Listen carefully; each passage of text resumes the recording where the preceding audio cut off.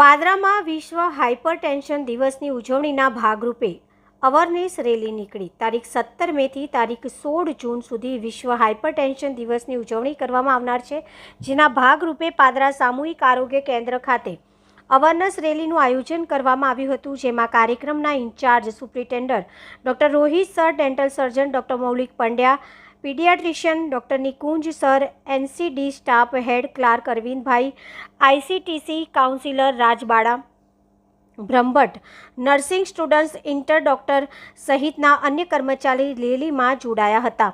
જે રેલી પાદરા સામૂહિક આરોગ્ય કેન્દ્ર ખાતેથી નીકળી પાદરા નગરના મુખ્ય માર્ગ પર ફરી હતી અને હાઇપરટેન્શન એટલે કે બ્લડ પ્રેશર વિશે લોકોમાં જાગૃતિ ફેલાવવામાં આવી હતી। સીએચસી પાદરા ખાતે સરકારશ્રીના આદેશ અનુસાર વિશ્વ હાઇપરટેન્શન દિવસ એટલે કે 17મી મે 2025 ને ઉજવવાનું નક્કી કરાયેલ છે।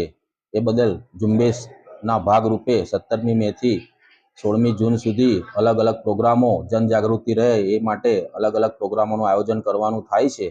એ બદલ આજે એક રેલીનું આયોજન કરવામાં આવ્યું છે। ત્યારબાદ કેમ્પ અને નાના મોટા જનજાગૃતિ ફેલાય એના કાર્યક્રમોનું આયોજન કરવામાં થશે। તો આ ટીવી માધ્યમથી પાદરાના તમામ જનજાગૃત સદસ્યો અને દર્દીઓને આનો લાભ લેવા મારી નમ્ર અપીલ છે।